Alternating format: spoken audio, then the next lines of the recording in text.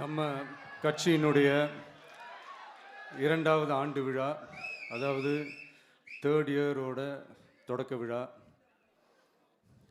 இன்னைக்கு தமிழ்நாட்டில் ஒரு மிகப்பெரிய ஒரு கட்சியாக நம்ம வளர்ந்து இருக்கிறோம் அப்படின்னா அது உங்களால் தான்.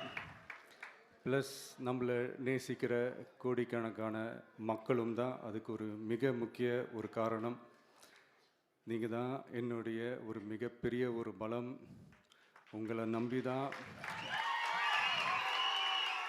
நானும் நம்ம கட்சியும் இருக்கிறோம். இதை நான் சொல்லி தான் உங்களுக்கு தெரியணும்னு அவசியம் இல்லை, இது உங்கள் எல்லாருக்குமே நல்லா தெரியும். அதனால் இன்றைக்கி உங்கள் எல்லாருக்கும், நம்ம கட்சியில் இருக்கிற தோழர்களுக்கும் தொண்டர்களுக்கும், இந்த கட்சியினுடைய ஒரு தலைமை தொண்டனான என்னுடைய வாழ்த்துக்களும் நன்றிகளும்.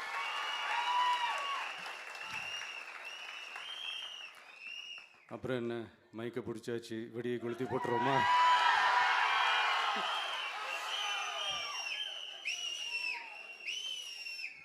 (1977) ஜூன் மாதம்னு நினைக்கிறேன். ஜூன் மாதத்தில் புரட்சி தலைவர் எம்ஜிஆர் அவர்கள் ரேடியோவில் ஒரு பேட்டி ஒன்று கொடுத்தாங்க.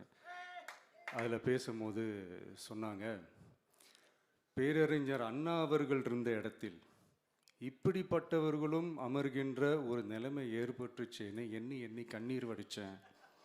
அன்னைக்கு அந்த கண்ணீரை துடைக்க ஆரம்பித்த இயக்கம் தான் அண்ணா திராவிட முன்னேற்ற கழகம்னு சொன்னார். அதே மாதிரி 2017க்கு அப்புறம் 2021க்கு அப்புறம் தமிழ்நாட்டுடைய நிலைமையை பற்றி யோசித்து பார்த்த நம்ம தமிழக மக்கள், காமராஜர் அவர்கள் இருந்த இடத்தில், அண்ணா அவர்கள் இருந்த இடத்தில், எம்ஜிஆர் அவர்கள் இருந்த இடத்தில் இப்படிப்பட்டவர்களும் அமர்கின்ற ஒரு நிலைமை ஏற்பட்டுருச்சேன்னு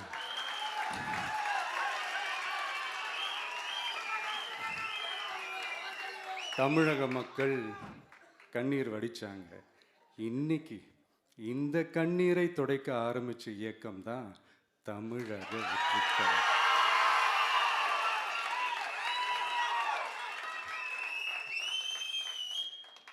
இப்படியெல்லாம் நம்ம பேசுறதுனால கண்டிப்பாக சில பேர் கொந்தளிப்பாங்க.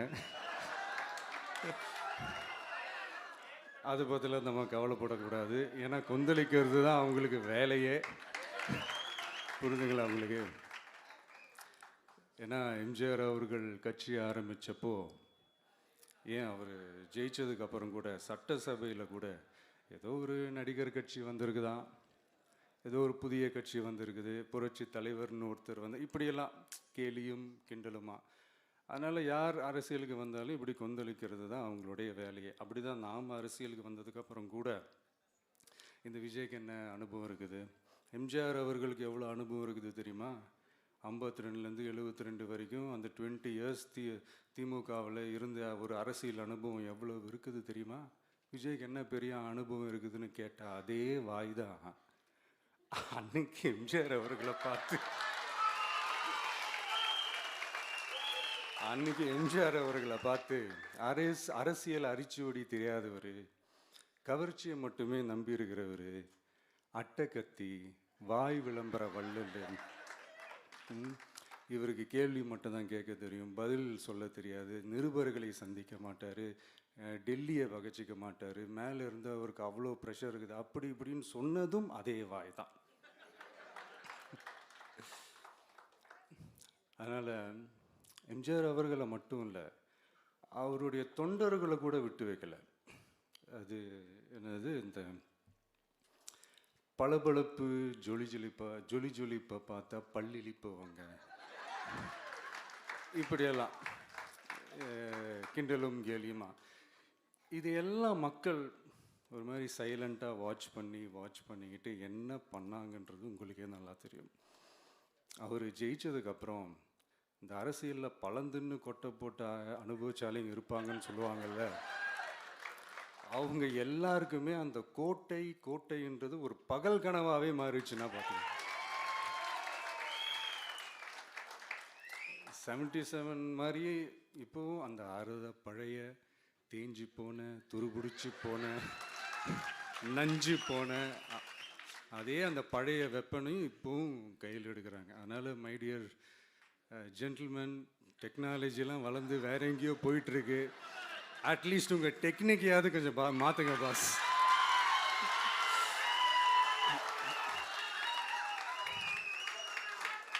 காமராஜர் அவர்களையும் விட்டு வைக்கல. அவருக்கு இலக்கியம்னா என்ன தெரியும்? அவர் மாபெரும் புலவர், அந்த புலவர் இந்த புலவர்னு அவரை பற்றியும் கிண்டலும் கேலியுமா. அதான் முன்னாடியே சொன்ன மாதிரி யார் எதிர்த்து நின்னாலும் அவங்கள கொந்தளிக்கிறது தான் அவங்களுடைய வேலையே. ஸோ இப்படி அவங்க பண்ணுற தப்பெல்லாம் நம்ம எடுத்து சொன்னால், அவங்க பண்ணுற அட்ராசிட்டியை பற்றி நம்ம எடுத்து சொன்னால், அவங்க பண்ணுற அந்த ஊழலை பற்றி தான் நம்ம எடுத்து சொன்னோம். முக்கியமாக நாம் அதை எடுத்து சொன்னால் 50 வருஷத்துக்கு முன்னாடி இருக்கிற அதே தகர டப்பாவை எடுத்து உருட்ட ஆரம்பிச்சிருவாங்க.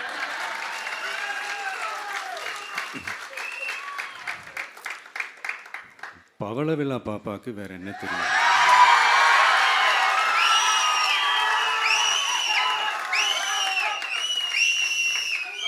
பழைய டப்பாவை உருட்டதானே தெரியும்.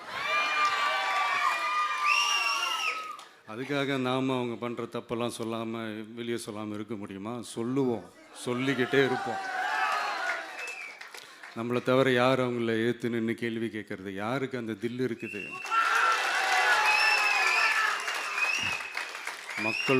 மக்களோட ஒரே பிரதிநிதி நாம் மட்டும்தான். ஸோ இப்படி இருக்கிற இந்த நிலைமையில் இன்னைக்கு இந்த டிஜிட்டல் உலகத்தில் திருவள்ளுவர் இருந்திருந்தாருன்னா இந்த தீய சக்தியை பற்றி என்ன திருக்குறள் எழுதியிருப்பாரு? ஒரு கற்பனையா, அநீதி, அராஜகம், தில்லுமுள்ளு இவை எல்லாம் திமுக முதற்றே உலகு.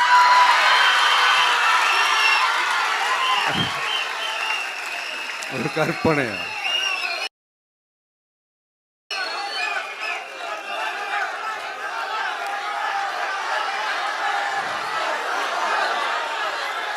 அநீதி, அராஜகம், தில்லுமுள்ளு இவையெல்லாம் திமுக முதற்றே உலகு.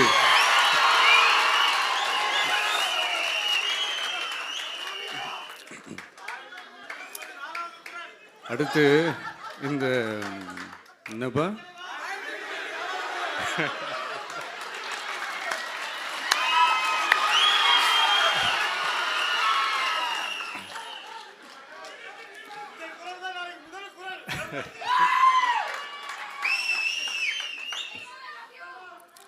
அடுத்து இந்த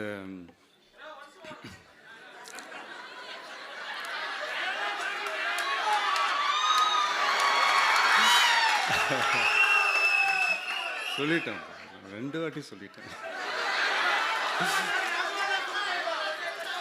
அநீதி, அராஜகம், தில்லுமுள்ளு இவை எல்லாம் திமுக முதற்றே உலகு.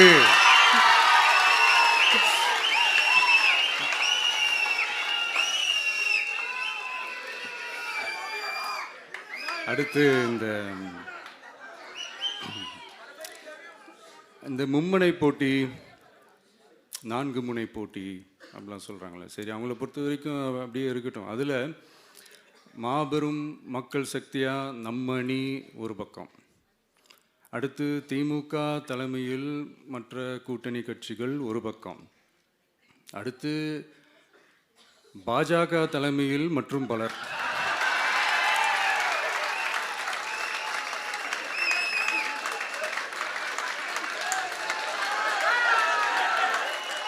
என்னப்பா சிரிக்கிறீங்க? உண்மையை தானேப்பா சொன்னேன்.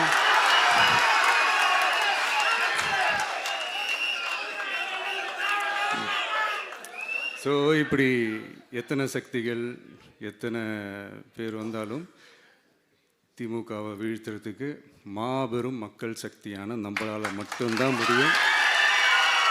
நம்ம டிவிகேவால் மட்டும்தான் முடியும். ஸோ இப்படி இருக்கிற இந்த நிலைமையில் ஏய் விஜய் வீட்டு விட்டு வெளியே வா, ஏய் விஜய் வீட்டு விட்டு வெளியே வா, இப்படியெல்லாம் கேட்கும்போது எனக்கு எப்படி அது தோணுதுன்னா, ஐயோ இவங்க ஒவ்வொரு வீட்டில் இருக்கிற ஒவ்வொரு விஜயும் இவங்க கூப்பிடுற மாதிரியே எனக்கு தோணுது. அப்படிதான் எனக்கு தோணுது. அதனால பொறுங்க பாஸ், வருவாங்க, முறையாக வருவாங்க. ஓட்டு போடுற அன்னைக்கு ஓட்டர் ஐடியை கையில் எடுத்துக்கிட்டு ஒவ்வொரு வீட்டில் இருக்கிற ஒவ்வொரு விஜயும் ஒவ்வொரு விஜயும் பூத்து பூத்தா காலையிலே வந்து நிப்பாங்க பாருங்க. அன்னைக்கு தெரியும் பாருங்க, ஏண்டா இந்த விஜய கூப்பிட்டோம்னு.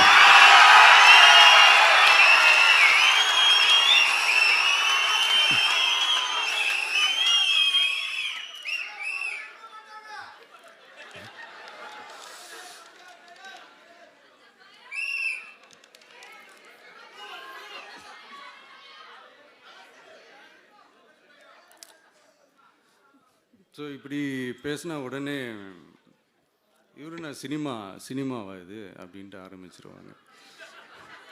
நான் சினிமா விட்டாலும் நீங்கள் சினிமா விட மாட்டேங்கிறீங்களேப்பா.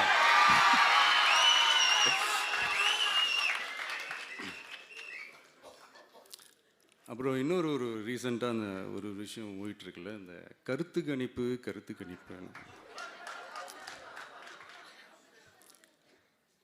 அதில் நிறைய பேர் உண்மையான கருத்து கணிப்புலாம் சொல்கிறாங்க. அதையும் நான் தப்பு சொல்லலை. சில பேர் கடுப்பில் விட்ட கணிப்பாகவும் இருக்குது, அதையும் நான் தப்பு சொல்லலை. இந்த கடுப்பில் விட்ட கணிப்பாளர்களுக்கு நான் சொல்லிக்கிறது என்னென்னா, ஒவ்வொரு ஊராக தெருவாக வீடு வீடாக போய் நீங்கள் அந்த கருத்து கணிப்பு எடுத்து பாருங்கள். ஒவ்வொரு வீட்லேயும் டிவிக்கு இருக்கிறத நீங்கள் பார்ப்பீங்க.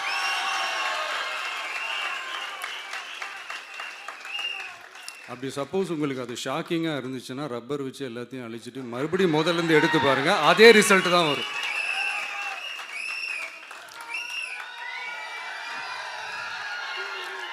இது என்னப்பா லாஜிக்கு, அது எப்படி எல்லார் வீட்லேயும் டிவிக்கு இருக்கும் அப்படின்னு நீங்கள் கேட்டிங்கன்னா, ஒரு சின்ன சாம்பிளுக்கு ஒரு சின்ன டெஸ்ட் ஒன்று பண்ணி பாருங்களேன். நம்ம சிஎம் சார் இருக்காங்கள்ல, ஸ்டாலின் சார்,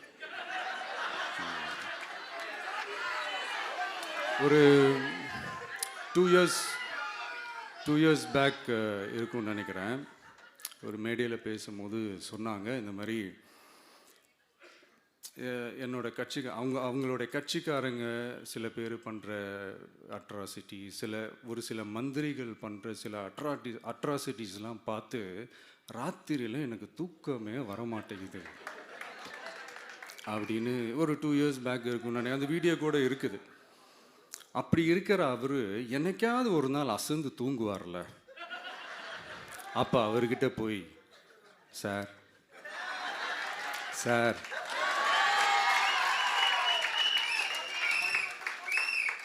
எந்த சின்னத்துக்கு சார் ஓட்டு போடுவீங்க அப்படின்னு கேட்டு பாருங்க. விசில் சின்னத்துக்கு தான்.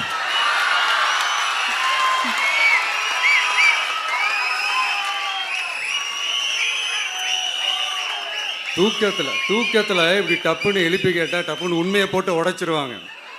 அதுக்கு சொன்ன அப்படி இருக்கிற இந்த நிலைமையில் டிவிக்கு வந்து சிட்டியில் தான் இருக்குது, டவுனில் தான் இருக்குது, வில்லேஜ் சைட்லலாம் இல்லை அப்படின்னு சொல்கிறவங்களுக்கு இந்த மாதிரி சில டெஸ்டெல்லாம் பண்ணி பாருங்கள், தெரியும்.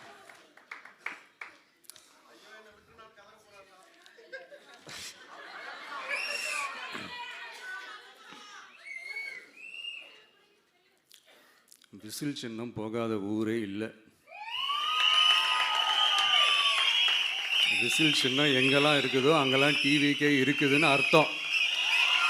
என்னுடைய அம்மா, அக்கா, தங்கைகள், அண்ணன், தம்பிகள் டிவிக்கேக்கு ஓட்டு போடுறத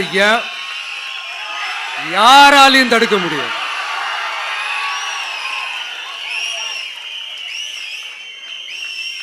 ரத்த சொந்தமா நம்மளை நினைக்கிற நம்மளோட வகையராக்களை எந்த கட்சியாலையும் எவ்வளவு விலை கொடுத்தாலும் வாங்கவே முடியாது.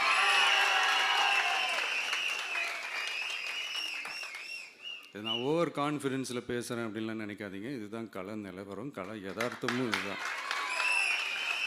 தீய சக்தியை வீழ்த்துறதுக்கு தூய சக்தியான நம்மளால் மட்டும்தான் முடியும்.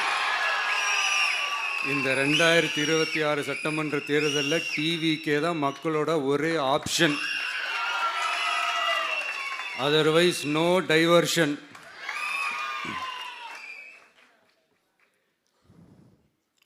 இந்த டப்பா இன்ஜின்,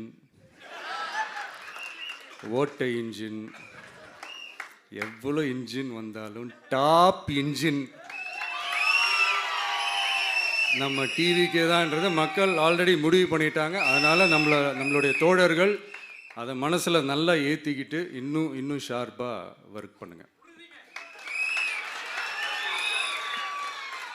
நான் ஏற்கனவே சொன்ன மாதிரி ஒன்றியம், நகரம், பேரூர், பகுதி, கிளை எல்லா இடத்துலையும் அந்த பூத்தாக அந்த நம்மளுடைய வேட்பாளர்களுக்கு ஒற்றுமையாக இருந்து வேலை செய்யுங்க. நமக்கு மாபெரும் கூட்டணியான மாபெரும் மக்கள் சக்தியான குடும்பமாக நம்மளோட இருக்கிறாங்க. இன்னொன்று அன்றைக்கி நான் சொன்ன மாதிரி நம்மளுடைய விசில் சின்னத்துக்கு ஓட்டு போட வைக்கிறது மட்டும்தான் உங்களுடைய வேலை. மற்றதெல்லாம் மக்களோட சேர்ந்து நான் பார்த்துக்கிறேன்.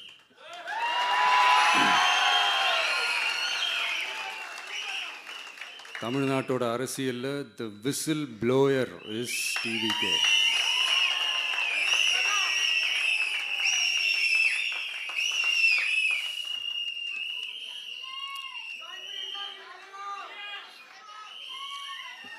நம்ம மக்கள் இந்த விசில்ல ஊதுல இந்த தீய சக்தியும் இந்த ஊழல் சக்தியும் தெரிச்சு ஓடணும். எப்படி தெரிச்சு ஓடணும்? அன்னைக்கு சென்ட் ஜார்ஜ் கோட்டையில் டிவிக்கு ஆளும் கட்சியா எழும்.